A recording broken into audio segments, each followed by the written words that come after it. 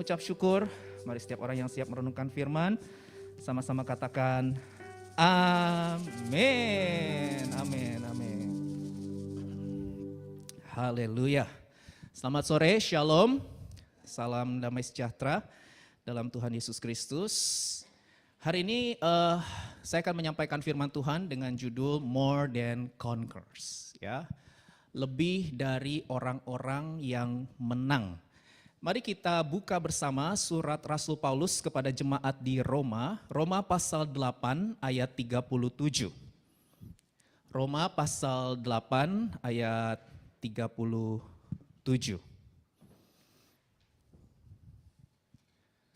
Oke, mari kita baca bersama-sama, 2, 3. Tetapi dalam semuanya itu, kita lebih daripada orang-orang yang menang oleh Dia yang telah mengasihi kita. In all these things we are more than conquerors through Him who love us. Nah, saudara dikasih Tuhan, Paulus menulis tetapi dalam semuanya itu, semuanya apa gitu ya. Ini kan surat ya. Jadi untuk mengetahui yang dimaksud dengan semuanya itu kita harus baca ayat-ayat sebelumnya, supaya kita tahu kita ini menang atas apa saja, kita ini lebih dari pemenang atas apa saja. Jangan sampai kita salah memahami surat, saudara ya. Jadi kita harus melihat ayat sebelumnya, yaitu ayat 35. Di sana dikatakan oleh Rasul Paulus, siapakah yang akan memisahkan kita dari kasih Kristus? Nah, ini ada 7 hal ya, saudara. Kita menang lebih dari pemenang atas 7 hal ini. Yang pertama apa? Penindasan, kesesakan, penganiayaan, kelaparan, ketelanjangan, bahaya, dan pedang. Saudara ya, bicara tentang peperangan. Jadi ada 7 area, ada 7 poin, saudara. Nah, angka 7 dalam Alkitab angka kesempurnaan ya. Jadi tetapi dalam semuanya itu, apa maksudnya? Tetapi dalam penindasan, kesesakan, penganiayaan, kelaparan, ketelanjangan, bahaya, dan pedang, kita lebih dari orang-orang yang menang. Saudara, ini merupakan janji Tuhan bagi setiap orang yang percaya. Jadi ini bukan untuk semua orang ya, saudara. Karena surat Roma ini surat untuk orang-orang yang sudah menjadi murid Yesus. Yaitu mereka yang menerima Yesus sebagai Tuhan dan Juru Selamat secara pribadi. Dan telah memberi diri dibaptis sebagai deklarasi iman. Nah, saudara, firman Tuhan berkata bahwa semua orang percaya itu mampu, katakan mampu. Mampu menaklukkan penindasan, kesesakan, penganiayaan, kelaparan, ketelanjangan, bahaya, dan pedang. Karena kita memiliki satu pribadi yang telah mengalahkan semua itu, pribadi yang berada di dalam diri kita dan menyertai kita senantiasa, dan pribadi itu bernama Tuhan Yesus Kristus. Dialah Sang Raja Pemenang. Amin. Jadi kita bisa menjadi lebih dari orang-orang yang menang bukan karena hasil usaha dan perjuangan kita, bukan, tapi karena Kristus Raja Pemenang itu berada di dalam diri kita. Amin. Saat kita terima Dia, kita terima kuasa kemenangan atas segala sesuatu. Berapa banyak dari saudara yang sudah menerima Yesus sebagai Tuhan dan Juru Selamat secara pribadi? Boleh lambaikan tangan tinggi-tinggi. Taruh tangan kanan saudara di dada, katakan aku lebih dari pemenang. Bilang kanan kiri, kamu lebih dari pemenang. Amin. Haleluya. Tuhan tidak menjanjikan kalau kita jadi orang percaya nggak mengalami penindasan. Nggak ada ayatnya. Hati-hati. Tuhan tidak menjanjikan kalau kita jadi orang percaya kita nggak mengalami kesesakan. Nggak ada ayatnya. Yang ada kita akan alami penindasan. Gak ada yang amin nih. Kita akan mengalami kesesakan. Saya tahu ini resiko-resiko yang dijauhi banyak orang ya. Tapi Alkitab berkata dengan jelas sekali kita akan alami. Tapi kita nggak akan ditaklukkan oleh semua itu. Amin. Tapi kitalah yang akan menaklukkan. We are more than conquerors. Nah, saudara, hari ini saya mau bagikan 2 prinsip firman Tuhan. Bagaimana supaya kita mengalami realita kuasa kemenangan Yesus dalam kehidupan kita sehari-hari. Siapkan catatan saudara, karena kita semua adalah murid Yesus dan salah satu tanggung jawab murid Yesus itu adalah belajar. Jadi dengan kita mencatat firman itu artinya kita menghormati, kita serius dengan firman Tuhan, kita mau merenungkan dan melakukannya dalam kehidupan kita. Dan kalau saudara renungkan dan lakukan dengan tekun dan setia, maka saudara akan diubah menjadi serupa dengan Yesus. Karena di gereja ini saudara akan digembalakan menjadi pribadi yang serupa dengan Tuhan Yesus dengan visi RRI, Raise Up, Reach Out, Impact. Nah saudara yang dikasih Tuhan, poin saya yang pertama untuk kita bisa mengalami realita kuasa kemenangan Yesus Kristus yang mati dan bangkit itu adalah kita harus hidup di dalam Tuhan. Katakan hidup di dalam Tuhan. Nah saudara dikasih Tuhan, kalau saudara baca Roma pasal 8 ya, nanti saudara bisa baca tuh semua ayat. Saya ketika baca Roma pasal 8 itu saya menemukan Rasul Paulus itu berulang-ulang kali menuliskan kata di dalam. Di dalam Kristus, di dalam Tuhan, di dalam Roh dan lain sebagainya. Paling tidak saya catat saudara ini, saya baca buat saudara ya. Ayat 1, demikian sekarang tidak ada penghukuman bagi mereka yang ada di dalam Kristus. Ayat 2, roh yang memberi hidup telah memberikan kamu dalam Kristus. Ayat 9, kamu tidak hidup dalam daging melainkan dalam roh. 38-39 kita baca bersama yuk, 2-3. Sebab aku yakin bahwa baik maut maupun hidup, baik malaikat-malaikat maupun pemerintah-pemerintah, baik yang ada sekarang maupun yang akan datang, atau kuasa-kuasa, baik yang di atas maupun yang di bawah, ataupun sesuatu makhluk lain, tidak akan dapat memisahkan kita dari kasih Allah yang ada dalam Kristus Yesus. Kata Yunaninya theos. Itu artinya di dalam, theos itu artinya Tuhan. Di dalam Tuhan, saat kita berada dalam posisi rohani di dalam Tuhan, pada saat kita percaya Kristus yang mati dan bangkit dan kita terima kuasa kemenangan itu, maka masalah, persoalan, kesulitan tidak akan pernah bisa membuat kita menjadi jatuh dan hancur. Tapi justru masalah, persoalan, dan kesulitan itu akan membuat kita menjadi lebih baik, lebih tangguh, dan lebih kuat. Di dalam Tuhan kita lebih dari pemenang. Amin. Di dalam Tuhan kita memiliki kemampuan untuk mengatasi. Mengatasi itu artinya berada di atas. Berada di atas masalah, persoalan, kesulitan, tantangan, apapun itu kemenangan yang sejati terjadi dalam kematian dan kebangkitan Yesus.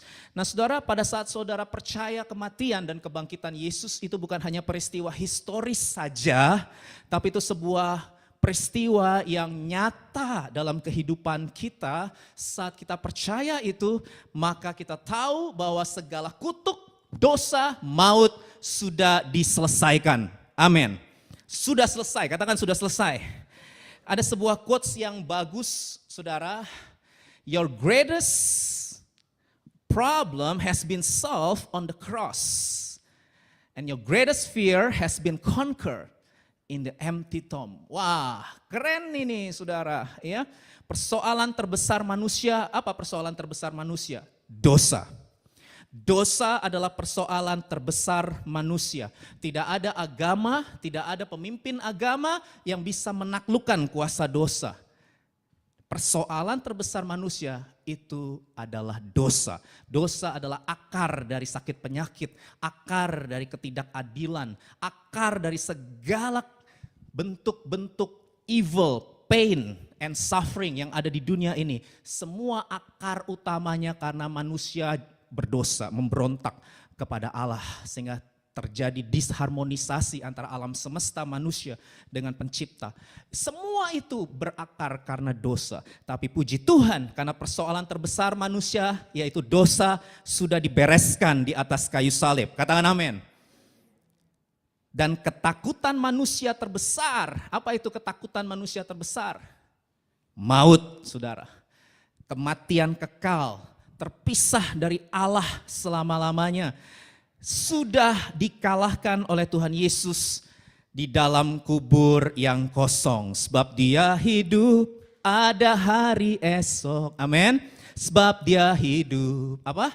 Ku tak gentar, aku nggak takut karena ku tahu dia pegang hari esok. Hidup jadi berarti sebab Yesus hidup. Amin. Inilah dasar kita, dasar dari yang kuharapkan. Ya tadi nyanyi ya. Dasarnya, fondasinya, a strong foundation. Ya, dasar yang kuat, fondasi yang kuat. Yang membuat iman kita tidak terkalahkan, tidak tergoncangkan. Yang membuat iman kita nggak bisa dihentikan. Ya, nggak bisa dihentikan oleh apapun. Dasarnya adalah kematian dan kebangkitan Tuhan Yesus. Saudara, kekuatan yang ada di dalam kita, ya, yaitu kuasa kemenangan Kristus yang ada di dalam kita, itulah yang membuat kita mampu menaklukkan apapun yang terjadi dalam hidup ini. Itulah yang menjadi kekuatan kita, muncul dari dalam keluar. Di dalam firman Tuhan mengajarkan kalau kita punya kekuatan dari dalam, di mana Kristus yang mati dan bangkit itu ada di dalam kita, maka yang di luar tidak bisa menghancurkan kita. Yang di luar tidak bisa menjatuhkan kita. Yang di luar nggak bisa meruntuhkan kita. Badan kita boleh sakit, jiwa kita tetap bersuka cita. Amin. Manusia lahiriah kita boleh merosot, bahkan kita mengalami kematian fisik. Ya, semua orang mati secara fisik. Tapi manusia batiniah kita, roh kita tetap menyala-nyala dan terus dibaharui dari sehari ke sehari. Amin. Bahkan kalaupun kita mati secara fisik, kita tahu mati adalah keuntungan karena kita ketemu Tuhan, bersama Tuhan selama-lamanya. Itu sebabnya kita bilang kan, nothing can stop us now. Nothing gonna stop us now. Lagu itu ya, from praising you. Gak ada yang bisa menghentikan kita untuk memuji dan memuliakan Tuhan selama-lamanya. Amin. Kita menang dalam keadaan apapun karena kita punya kuasa kebangkitan Yesus di dalam kita. Katakan di dalam kita, di dalam Tuhan. Amin. Tuhan di dalam kita di dalam Tuhan. Itulah kunci terobosan kemenangan atas hidup kita. Dan kita harus terus mengingatkan ini pada diri kita karena kita suka lupa. Saya tergolong orang yang pelupa juga. Istri saya tahu saya punya alarm itu. Jam berapa harus melakukan ini gitu. Karena manusia itu punya kelemahan ya, yaitu suka lupa saudara ya. Jadi kita harus terus ingatkan pada jiwa kita supaya jiwa kita nggak sakit. Tubuh boleh sakit tapi jiwa nggak boleh sakit. Amin. Jiwa kita, hai jiwaku, ya harus terus diingatkan kebenaran ini. Hai jiwaku, pujilah Tuhan, Dia yang menebus. Harusnya Mazmur 103 ya. Dia yang menebus engkau dari lubang kubur, yang memakotai engkau. Dengan apa? Kasih setia rahmat. Dia yang sudah menang atas dosa. Dia yang sudah menaklukkan kuasa maut. Saudara harus deklarasikan itu. Kemerdekaan Indonesia aja Bapak Presiden pertama kita mendeklarasikan, memproklamasikan. Halo, betul? Ya, kita sebagai orang-orang percaya juga harus mendeklarasikan, harus memproklamasikan. Jiwa kita setiap hari kita harus hidupi kuasa kemenangan Kristus. Kenapa sih harus dideklarasikan? Kenapa sih harus terus diingatkan? Kenapa sih kita harus menghidupi kuasa kemenangan Kristus? Dengar, kenapa? Karena kita sekarang sedang hidup di dunia yang dikuasai oleh si jahat. Suruh buka itu 1 Yohanes 5 ayat 19, dikatakan dunia ini di bawah kuasa siapa? Si jahat.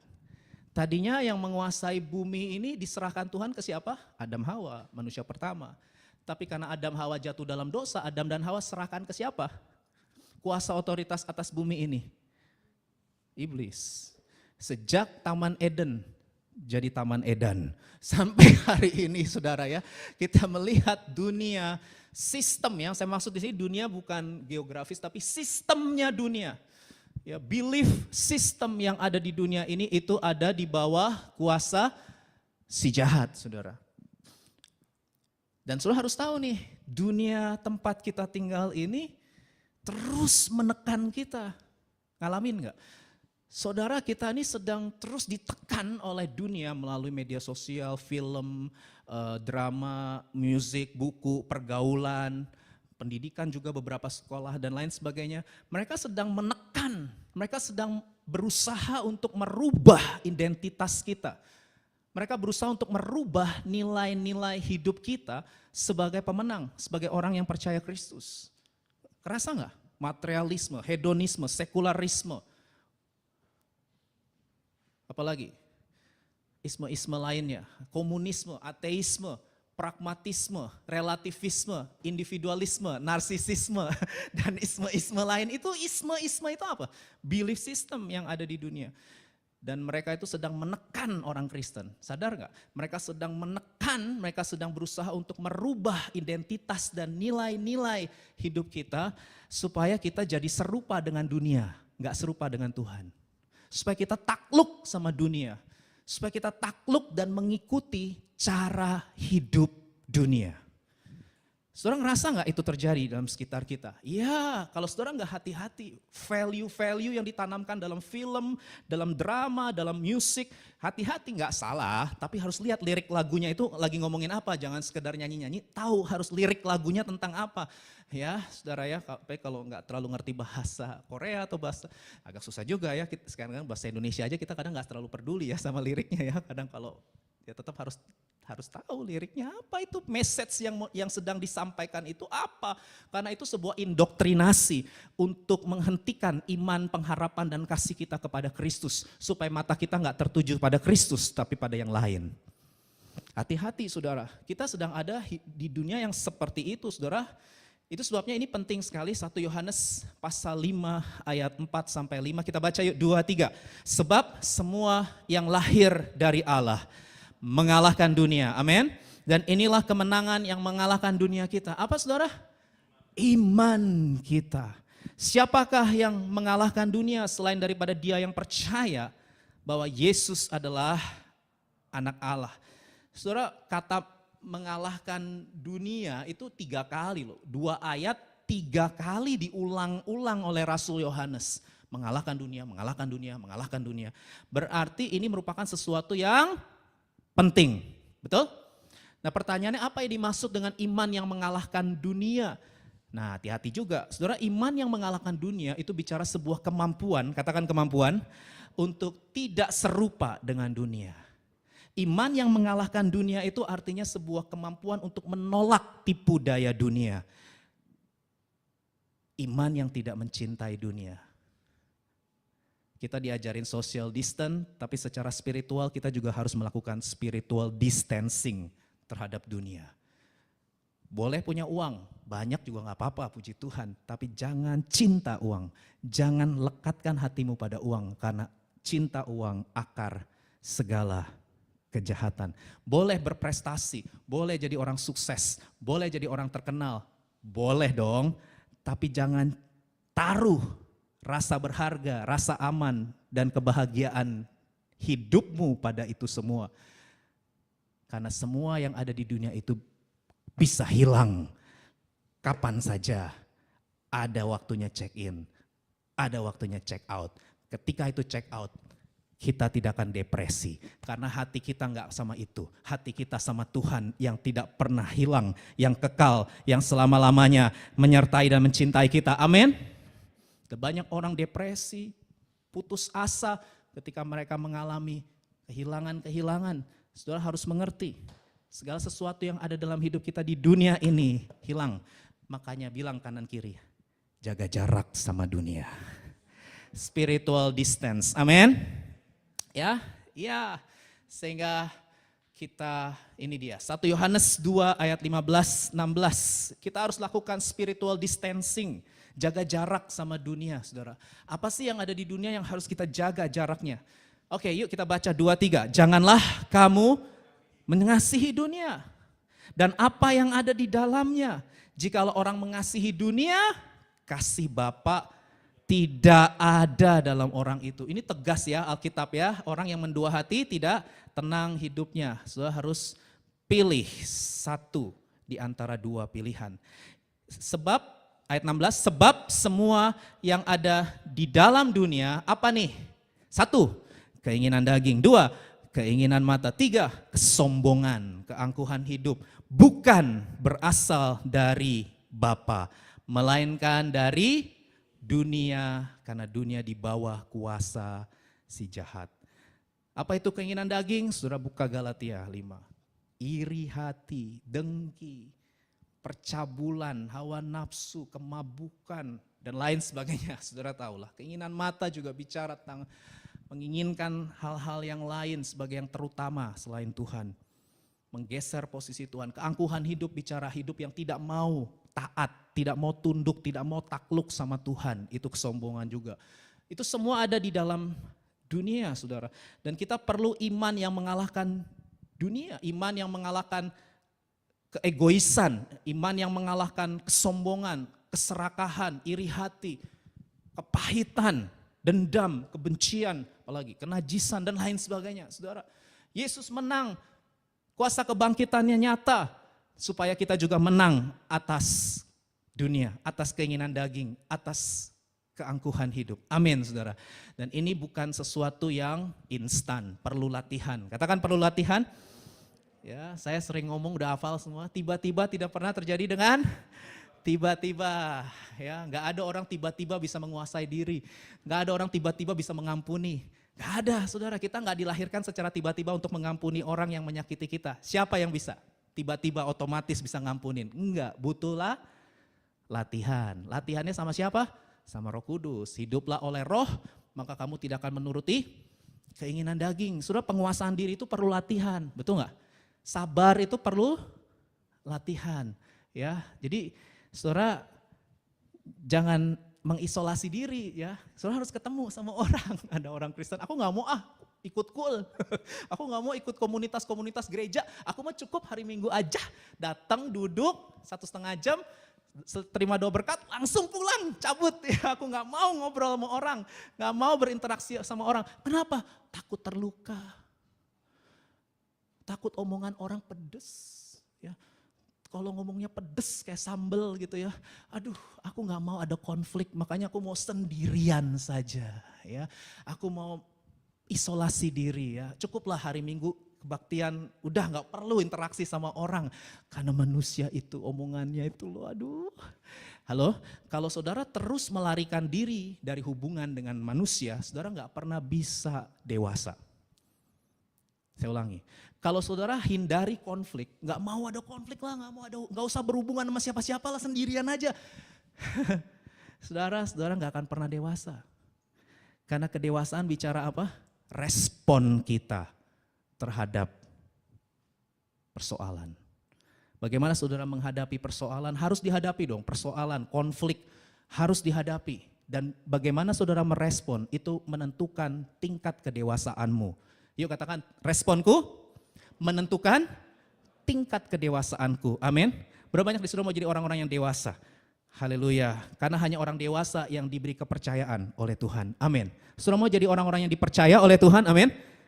Saudara, jadilah pribadi yang dewasa. Tuhan hanya mempercayakan segala sesuatu kepada orang-orang yang dewasa. Itu sebabnya Yohanes pasal 17 ayat 15 saya baca buat saudara ya. Ini Tuhan Yesus berdoa untuk murid-muridnya yang tinggal di dalam dunia. Karena Tuhan Yesus tahu di dunia ini murid-murid akan menghadapi tantangan. Akan menghadapi orang-orang menjengkelkan, akan menghadapi orang-orang menyebalkan, orang-orang yang mungkin saya nggak tahu, saudara mengalami ketidakadilan, saudara mengalami banyak hal, saya nggak tahu. Saya alami, kita semua alami, cuma beda-beda aja episodenya. Ya, Tuhan Yesus berdoa, yuk kita lihat doa Tuhan Yesus. Aku tidak minta supaya engkau mengambil mereka dari dunia, tetapi supaya engkau melindungi mereka daripada yang jahat. 16 kita baca bersama, 2, 3.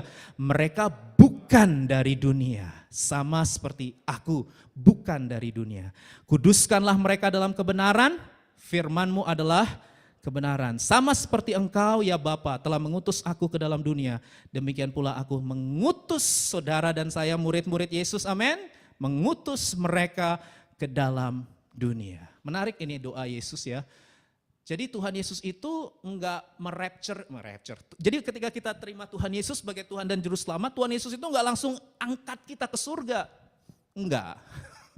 Ya, enggak langsung diangkat ke surga. Nanti ada waktunya ya, sabar.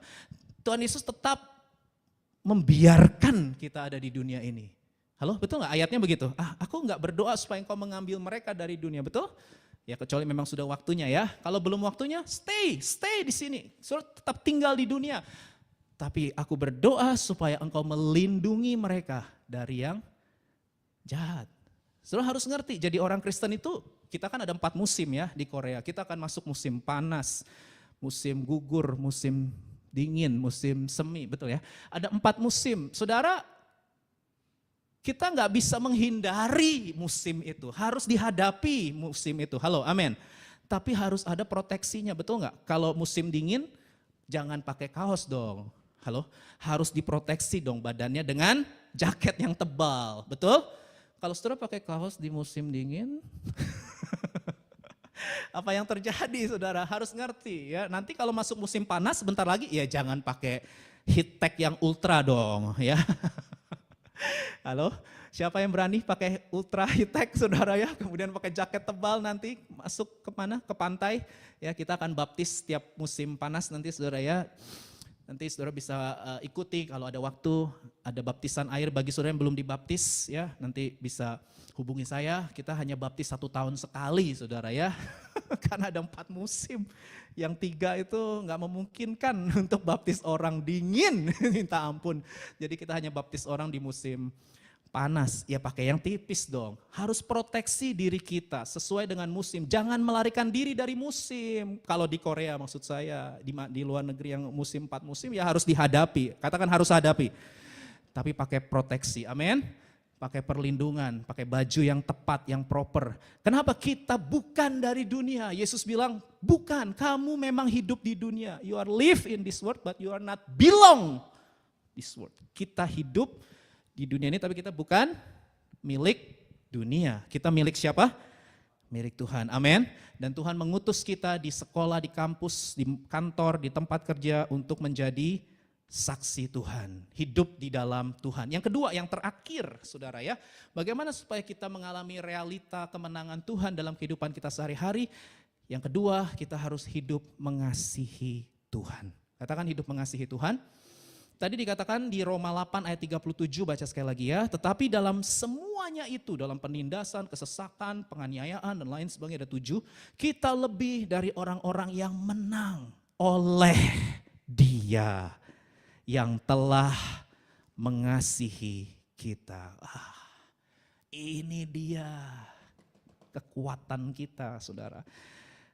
Saudara saya jelasin sedikit latar belakang dari pernyataan lebih dari orang-orang yang menang itu ditulis oleh Rasul Paulus kepada jemaat Roma yang sedang mengalami penganiayaan hebat dari Kaisar Nero, pemerintah Roma. Jadi saudara harus tahu nih, ketika kalimat lebih dari orang-orang yang menang ditulis, itu suasananya thriller, horor, bukan suasana romantisme gitu ya, oh kita lebih dari pemenang, saudara lagi ngeliat bunga-bunga yang indah, bunga tulip ya, terus enggak sama sekali, bukan suasana indah begitu. Ketika Paulus tulis kamu lebih dari orang yang menang, itu Paulus dan orang-orang di Roma itu berada dekat banget dengan maut, dengan kematian saudara. Kenapa? Karena pemerintah Roma begitu tahu ada orang yang percaya Yesus, beriman kepada Yesus sebagai Tuhan dan Juru Selamat, itu nyawa. Mereka ditangkap, mereka dimasukin, saudara tahu itu ada filmnya ada kok. Mereka akan dimasukin ke kolosium dan dicabik-cabik oleh binatang buas. Search saja di Google, itu ada sudah pemerintahan di mana orang Kristen mengalami persekusi, penganiayaan yang sangat mengerikan. Suasananya ya thriller, suasananya horor, nyawa saudara. Tapi yang menarik, gak ada di antara mereka yang kecewa sama Tuhan. Kok bisa ya? Gak ada di antara mereka yang tawar hati.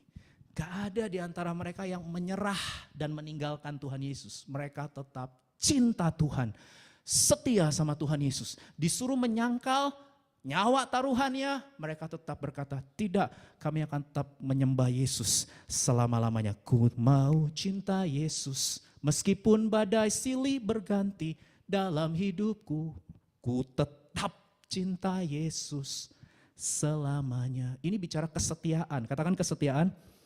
Jemaat Roma setia, makanya Paulus tulis lebih dari orang-orang yang menang. Saudara, konteksnya seperti itu supaya kita tahu nih. Jadi ketika saudara mengalami hal-hal yang tanda kutip buruk, ya bad things, saudara harus tahu, saudara nggak sendirian. Jemaat di Roma juga mengalami, bahkan sampai nyawa. Kita belum sampai nyawa kan? Bad things yang kita maksudkan belum sampai nyawa ancamannya kan? Halo, betul? Belum sampai mencucurkan darah seperti Yesus di Getsemani kan? Belum.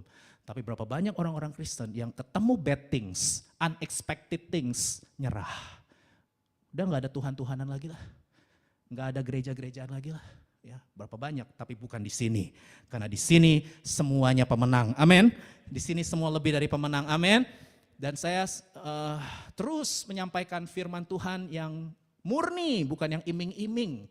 Ya, saya kasih tahu ikut Yesus itu bukan berarti terhindar dari penderitaan, terhindar dari kesesakan. Kita alami penderitaan, kita alami kesesakan karena kita hidup di dunia yang sudah imperfect, dunia abnormal, dunia yang dibawa kuasa si jahat. Tapi semua itu gak akan pernah memisahkan kita dari cinta, kasih kepada Tuhan. Jemaat di Roma gak tawar hati, kenapa? Karena mereka cinta Tuhan. Karena mereka udah gak bisa pindah ke lain hati. Saudara, Roma pasal 8 ayat 31 sampai 34. Sebab itu apakah yang akan kita katakan tentang semuanya itu? Ini ada lagunya kan, jika Allah, gimana? Allah ada bersamaku, siapa jadi lawanku? Ya, 32. Ia yang tidak menyayangkan anaknya sendiri, tetapi yang menyerahkannya bagi kita. Bagaimana mungkin, ini statementnya powerful banget. Bagaimana mungkin ia tidak mengaruniakan segala sesuatu kepada kita bersama-sama dengan dia. Kalau anaknya yang tunggal saja, anak satu-satunya Yesus Kristus diserahkan buat saudara dan saya. Bagaimana mungkin dia enggak mengaruniakan segala sesuatu kepada kita. Katakan amin.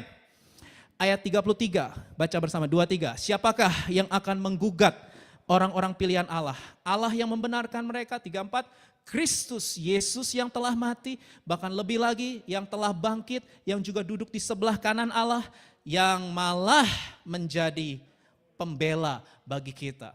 Bapak rohani kita nulis lagu. Yesus kaulah pembelaku, pada siapa aku harus takut. Amin. Yesus kau perlindunganku, ku tak gentar menghadapi musuh. Terus gimana? Sekarang tegaklah kepalaku, hadapi lawanku yang berada di sekelilingku. Lawan kita bukan darah daging ya, tapi roh-roh jahat. Dan mulutku memuji bermazmur bagimu. Gimana? Bersorak bagi kebesaranmu. Amin saudara.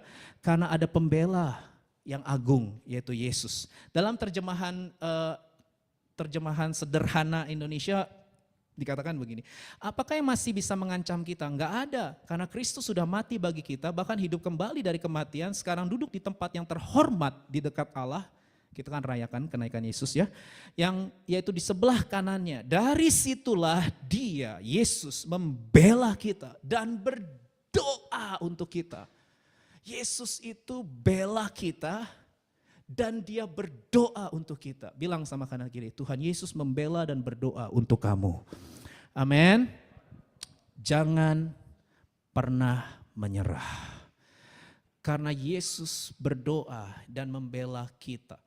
Saudara, apa yang dimaksud dengan Yesus membela kita? Oke, saya jelasin konteksnya. Jadi begini, kita adalah manusia berdosa. Halo, betul? Dan dalam keadilan Allah, dalam kesucian Allah yang sempurna, tidak ada satu perbuatan kita yang bisa membuat kita terluput dari murka hukuman Allah. Gak bisa. Bahkan perbuatan baik apapun yang kita bisa lakukan, tidak pernah bisa membuat kita terluput dari hukuman. Kenapa? Karena standar Tuhan itu sempurna. Satu dosa saja sudah membuat kita tidak bisa diterima di sisi Tuhan karena Dia suci, Dia kudus, Dia sempurna. Itu sebabnya kita semua layak dan pantas menerima hukuman kekal karena Allah adil, Allah kudus, Allah suci. Tapi puji Tuhan, God is love. Dia bukan hanya adil dan kudus, tapi Dia mengasihi saudara dan saya. Itu sebabnya Dia mengorbankan anaknya yang tunggal. Saya sudah share ini banyak di ibadah 2 minggu yang lalu, saudara, mengenai pengorbanan Yesus ya. Nah saudara, jadi kita harus mengerti cara Yesus membela kita sehingga kita mengalami ini. Di dalam Kristus dikatakan, therefore there is no condemnation, no guilty verdict, no punishment for those who are in Christ Jesus. Siapa yang ada di dalam Kristus? Who believe in Him as personal Lord and Savior. Amin. Dia bela kita supaya kita bebas dari hukuman Allah. Halo. Jadi kita ini bisa bebas dari hukuman kekal atau istilahnya neraka. Itu bukan karena hasil usaha perbuatan kita, bukan. Tapi itu karena kasih karunia Yesus yang berkorban untuk kita, menggantikan hukuman dosa kita sehingga kita mengalami ini, pendamaian. Anak-anakku, hal-hal ini kutuliskan kepada kamu supaya kamu jangan berbuat dosa. Namun jika seorang berbuat dosa, kita mempunyai seorang pengantara pada Bapa, yaitu Yesus Kristus yang adil. Ayat 2 kita baca bersama-sama. Dan Ia adalah pendamaian untuk segala dosa kita. Dan bukan untuk dosa kita saja, tapi juga untuk dosa seluruh dunia. Cara Tuhan membela kasus ya, ini kalau dalam persidangan Allah Bapa itu hakimnya, Dia jatuhkan hukuman mati buat kita yang bersalah. Yesus pengacaranya gitu kira-kira. Yesus pengacaranya, Yesus pembela kita. Dia menangkan kasus kita. Gimana cara Dia memenangkan kasus kita supaya kita tidak mengalami hukuman mati? Yesus menggantikan hukuman yang harusnya kita tanggung di atas kayu salib. Karena salib-Mu ku hidup ya. Karena salib-Mu ku menang. Lupa saya. Engkau yang kuasa sanggup untuk melakukan mujizat-Mu di hidupku. Mujizat terbesar itu adalah keselamatan. Amin. Mujizat terbesar adalah keselamatan. Apa itu keselamatan? Loving relationship with God. Itulah keselamatan. Hidup kekal bicara soal relationship, hubungan kasih dengan Tuhan selama-lamanya. Dan itu bisa terjadi, aksesnya terbuka karena salib dan kubur kosong. Haleluya. Saudara, ini yang perlu kita pahami. Ini satu prinsip yang terus harus diingetin, soalnya kita gampang lupa. Begitu ketemu masalah, lupa langsung. Ya, begitu ketemu sakit, langsung lupa gitu ya. Begitu ketemu tekanan, langsung lupa gitu. Jadi harus terus dialarm, diingat, ingat. Ya. Ingat terus, deklarasikan terus. Supaya kita ngerti prinsip yang paling penting dalam iman Kristen.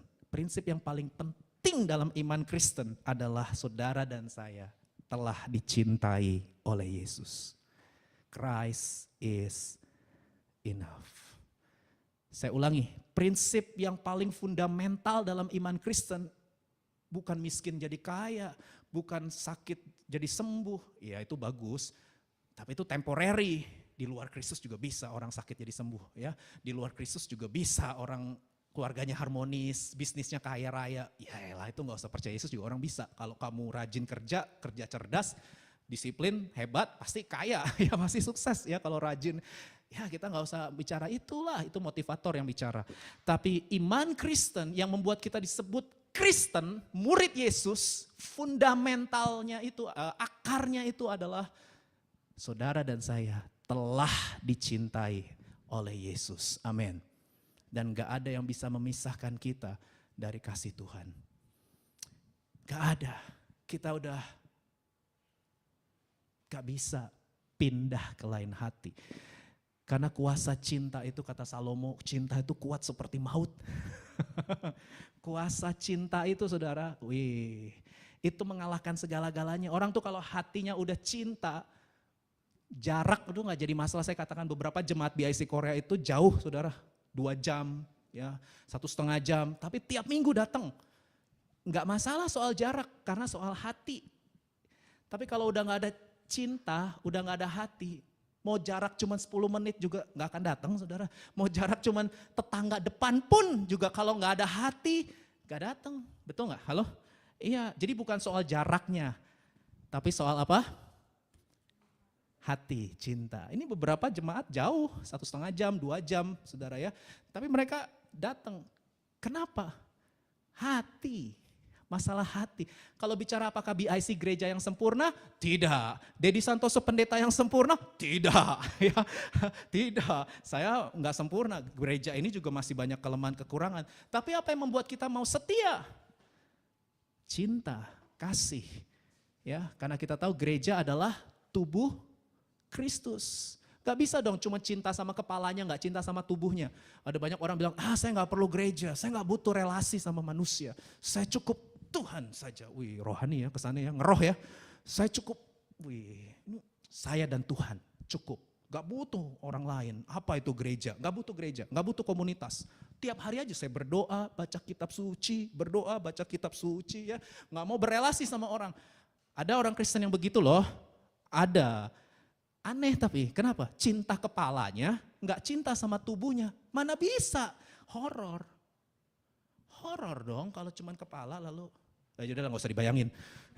Ya kepala sama tubuh itu kan satu. Halo betul? Gereja adalah tubuh Kristus. Kalau saudara cinta Kristus, saudara juga cinta dong sama gerejanya. Meskipun gerejanya tidak sempurna. Saudara pindah ke gereja manapun, tetap aja akan mengalami ketidaksempurnaan. Karena gereja adalah tempat orang-orang berdosa yang disucikan oleh darah Yesus, bukan karena hasil usahanya, tapi karena kasih karunia Tuhan dan sedang belajar menjadi dewasa. Saya pakai kata belajar loh, berarti di gereja masih bisa meleset-meleset. Ya bisa aja ada kata-kata pedas, ada kata-kata gak enak keluar dari mulut, gak apa-apa, sparring partner ya. Orang-orang menyebalkan, orang-orang menjengkelkan, saudara itu sparring partner supaya kita belajar kesabaran, pengampunan, kasih, rendah hati. Ya, rendah hati. Ya, belajarnya gimana? Ya ketemu sama orang-orang yang merendahkan. Gak ada yang amin ini ya. Karena memang gak gampang ya, saya tahu fales pasti kalau udah ngomong soal kerendahan hati, fales kita. Ya, karena memang aduh gak mudah, gak apa-apa saudara, it's okay. Tapi hadapi, amin. Karena Tuhan selamatkan kita bukan supaya kita hidup dalam kenyamanan, bukan. Tapi Tuhan selamatkan kita supaya kita jadi dewasa. Serupa dengan Yesus. Nah saya akan segera akhiri firman Tuhan hari ini saudara. Oke, jadi gini saudara ya, saya mau bicara yang terakhir ini mengenai values, mengenai nilai. Jadi setiap orang itu didorong oleh nilai. Nilai itu bicara soal apa sih yang paling penting dalam hidup kita. Ya standar, prinsip pribadi, apa sih yang paling utama, apa yang paling penting ya. Ada quotes yang berkata, you are what you love. Saudara adalah apa yang saudara cinta. Halo, tadi saya udah ngomong banyak tentang cinta. Ada bilang orang you are what you eat, you are what you think. Saya bilang enggak lah. Ada banyak orang punya pengetahuan, ini kasih contoh deh, cuma contoh ya. Orang pengetahuannya dia tahu gitu, merokok itu merusak kesehatan, impotensi. Tahu, tapi dia tetap merokok. Halo, karena bukan soal you are what you think. Bukan soal pengetahuan. Ada orang tahu, bohong nggak boleh, bohong gak, tapi dia tetap bohong. Ya, ada orang tahu doa itu penting nggak? Doa penting nggak? Penting doa, tapi dia nggak pernah doa. Renungkan firman penting nggak? Mengasihi penting. Oh penting, amin, haleluya. Kita harus mengasihi, mengampuni. Pengetahuannya keren, tapi nggak pernah mengasihi, nggak pernah mengampuni, nggak pernah baca Alkitab. Ya, kenapa? Karena you are what you love, bukan what you think. Saudara punya pengetahuan bagus tentang, Tuhan. Wih, gini. Tapi kalau nggak ada cinta, saudara nggak akan bergerak apa-apa buat Tuhan. Nggak akan. Saudara nggak akan buat apa-apa. Tapi kalau udah ada cinta di hati, wih, beberapa orang datang, apa yang bisa saya bantu untuk melayani di gereja ini? Nah kan, wah saudara berinisiatif lebih dulu. Saya bersyukur, kenapa? Karena anak muda itu generasi sekarang makin lama kelihatan kita itu generasi yang makin cuek ya. Makin cuek. Kita ketemu dengan generasi yang makin cuek dengan apapun ya. Antisosial dan lain sebagainya. Tapi saya bersyukur karena saya menggembalakan orang-orang muda tapi nggak cuek. Orang-orang muda yang peduli, orang-orang muda yang mau caring, orang-orang muda yang mau melayani. Saudara, gereja ini gak bisa eksis kalau gak ada orang-orang yang mau, yang bersedia untuk diinterupsi dari kesibukannya, diinterupsi dari banyak hal. Kita semua punya kesibukan kan, tapi ada orang-orang yang bersedia diinterupsi. Kenapa? Values. Semua orang itu didorong oleh values, oleh nilai-nilai. Apa nilai-nilai yang saudara pegang? Ya, saya nggak tahu orang tua saudara ngajarin apa selama ini. Tapi saya bisa lihat gambarannya. Ada orang-orang muda sopan. Orang-orang muda kalau ngomong please, sorry, thank you. Tapi ada juga yang nggak pernah ngomong please, sorry, thank you. Itu soal apa? Values. Nggak diajarin soalnya. Makanya ada istilah kurang ajar. Tapi saya terus mengajarkan kepada saudara. Kalaupun keluarga nggak mengajarkan, kalau saudara ada di BIC Korea, kita ngajarin untuk respect sama orang. Gimana cara respect sama orang? 3 kata kunci. Kalau saudara mau punya long term relationship sama manusia, 3 kata kunci gak boleh lupa. Apa? Please, sorry, thank you. Itu penting saudara, respect sama orang. Itu values. Itu values. Di Korea ini kita punya banyak pilihan untuk gak ke gereja. Di Korea ini kita punya banyak pilihan untuk gak join community of love. Di Korea ini kita punya banyak pilihan untuk nggak melayani. Betul, banyak banget orang-orang kok. Saya tahu ada orang-orang Kristen di sini. Ya banyak, tetap mereka nggak mau. Karena memang di sini kita bisa melakukan apa saja kok. Jauh dari orang tua, jauh dari keluarga, nggak ada yang ngawasin. Tapi saya bersyukur karena saudara rajin ibadah minggu. Saudara ikut community of love, saudara melayani. Itu apa? Values. Dan saya nggak bisa paksain values ke orang, nggak bisa. Karena itu bicara soal hati. Bicara soal cinta. Orang kalau agama Kristen tapi gak pernah ngalamin perjumpaan dengan cintanya Tuhan, gak akan buat apa-apa. Gak akan buat apa-apa, cuman identitas, saya Kristen. Ya, tapi gak ada apa-apa, gak ada yang dia lakukan untuk Tuhan. Kenapa? Karena dia belum mengalami lahir baru, personal encounter, belum mengalami perjumpaan secara pribadi dengan Tuhan. Dia gak akan buat apa-apa meskipun KTP-nya Kristen. Tapi kalau orang sudah mengalami perjumpaan dengan Tuhan, nilai, orientasi dan tujuan hidupnya berubah. Meskipun usia masih muda, tapi berakar, bertumbuh, dan berbuah. Kan ada lagunya, I love you Jesus, deep down in my heart. Itu value saudara. I love you Jesus, deep down in my heart. Think about deep down, deep down in my heart. Talk about deep down, deep down in my heart. Tahu kayak lagu itu saudara? Itu bicara apa? Values. Kalau kita sudah ngalamin cinta Tuhan, kita juga akan cinta sama Dia. Ya. Nah, saudara, saya akhiri dengan quotes dari seorang bernama Chris Hutz. Chris Hutz bilang gini, pada akhirnya kita semua akan bertanggung jawab atas semua nilai yang kita pegang. Saya undang pelayan maju.